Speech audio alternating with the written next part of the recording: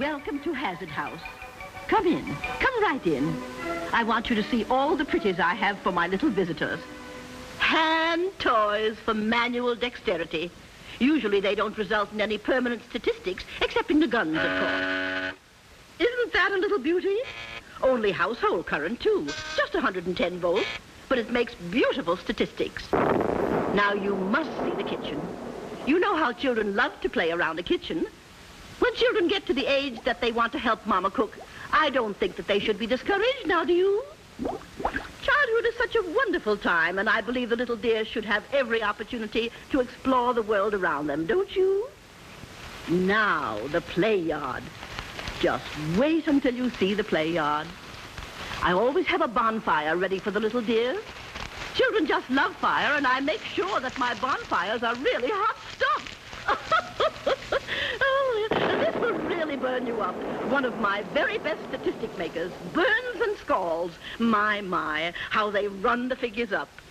Now, this is the fall department. What goes up must come down, Oh, I can tell you it's a lovely sight to watch a 6-year-old take off from that roof thinking he's a spaceman. And water. How the little dears love water. So water they shall have at Hazard House. It isn't very deep. Well, I don't think. But then it doesn't have to be deep to make statistics vital. Bathinets for the very little ones, the pool for the waders, and just across the field, a lovely deep irrigation ditch for the older ones who think that they know how to swim. Isn't this a lovely place? Don't you think this is a paradise for children? You know, a lot of people say a growing child has to have his share of nicks and bruises, but I don't hold with that. I say, if he's going to hurt himself, he ought to do a real good job of it. Oh, I'm so glad you dropped by. And please feel free to send the children over any time. I'm always home. As I say, I just love children. Don't you? From what I hear, Hazard House is still there. And little old Mrs. Hazard is still cheerfully turning children into statistics. And none of the little girls and boys who visit her live happily ever after. And some of them don't live at all. Now I'd like to introduce Dr. Harry F. Dietrich of the Beverly Hills Clinic and the Department of Pediatrics of the University of California Medical School at Los Angeles, and an authority on child accident problems. Dr. Dietrich.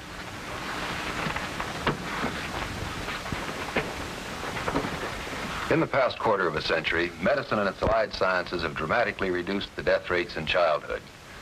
There never has been, nor will there ever be, a simple, easy immunization against accidents. And so accidents in the home area each year kill more children than pneumonia, cancer, tuberculosis, polio, or heart disease. More than any disease, even more than traffic accidents. No sane person deliberately sets out to booby-trap his home, as did Mrs. Hazard in our grim fairy tale. But our homes and our lives are booby-trapped for accidents. And in the privileged privacy of the American home, no one but the parents can remove those hazards. They can only be prevented by parents who constantly ask themselves, what can we do to prevent our child from being burned, drowned, crushed, or poisoned? Gruesome thought? Not nearly as gruesome as the tragic effects when parents fail to recognize the seriousness of the accident problem. Thank you, Dr. Dietrich. Thank you. You have been watching Mrs. Hazard's House, a grim fairy tale for parents, with comments by Dr. Harry F. Dietrich of the Department of Pediatrics. That was a real good little program, honey. Pretty cute idea. I just love those animated cartoons. Yeah, but I think they overdid it trying to prove their point. I wouldn't be too sure about that. Was he talking to us? I was, and I am. Well, I never.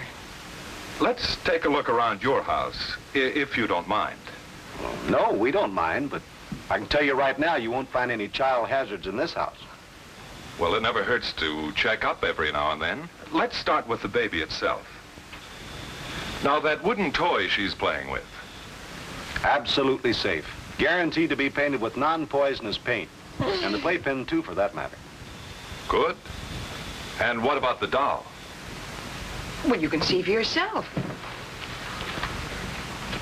Not one single button or bead that she can possibly swallow and get choked on.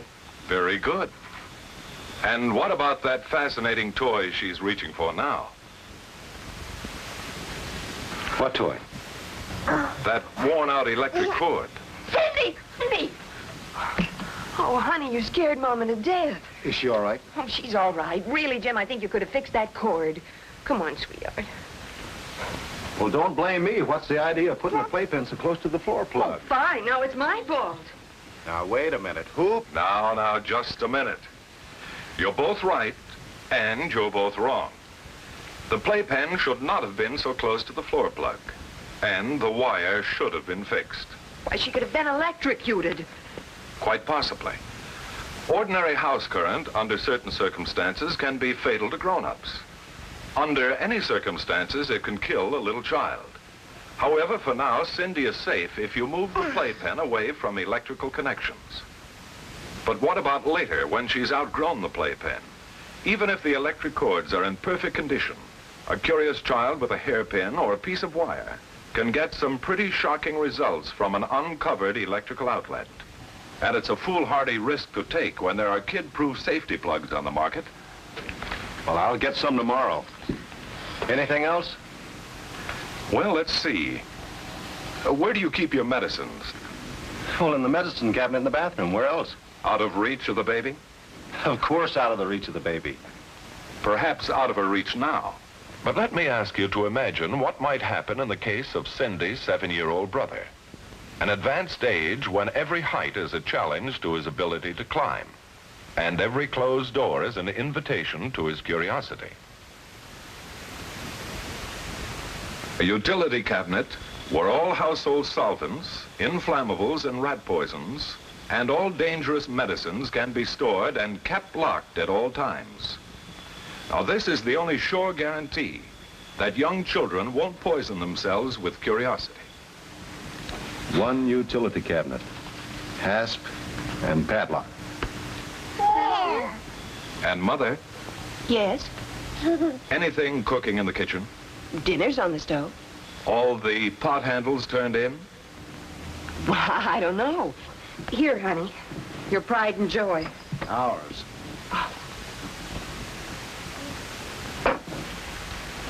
Now, you sit right.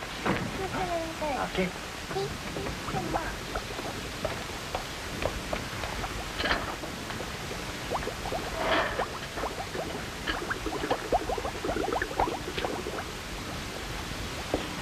Well, you were right. The handles were turned out. And did you turn it in toward the stove? Yes, but I sure hated to. That was a brand new set of pots. It won't do it any harm. And if it did, it's a lot easier to replace a ruined pot than a scalded child.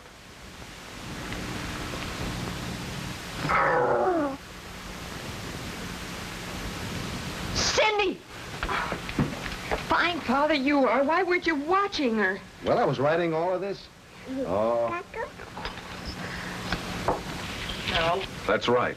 Matches and lighters out of reach of the infant and the young child. For burns and scalds are the greatest single cause of death in young children. Well, it looks like you can never have a moment's peace of mind once you become a parent. My goodness, you can't think of everything. It's not quite as bad as that, is it, Dr. Dietrich? Well, I admit the problem of accident prevention may seem hopelessly complicated to most parents, but it shouldn't. This chart may clarify the point. If you notice, until a year of age, the infant needs 100% protection against all accident hazards. In the next year, because of curiosity, there's opportunity for simple but vital education. Protect him until you can teach him. And then remember that a child is best taught by his parents' example and by supervised experience, and least effectively by preaching. Although protection is greatly diminished by the age of 6, it never entirely disappears. Even for us supposedly educated adults, protection still exists in the form of fire ordinances, traffic laws, maritime and aviation codes. Like manners and morals, safety is a form of behavior that is learned in the home. No public or private agency can relieve you of the responsibility for teaching your child safe behavior. It's up to you. Thank you, Dr. Dietrich.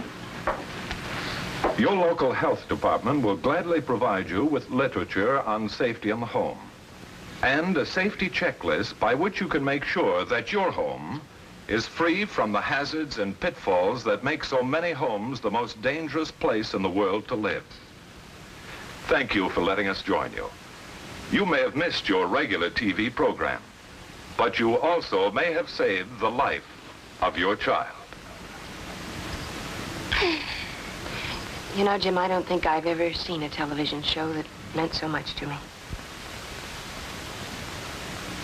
Sure opened my eyes.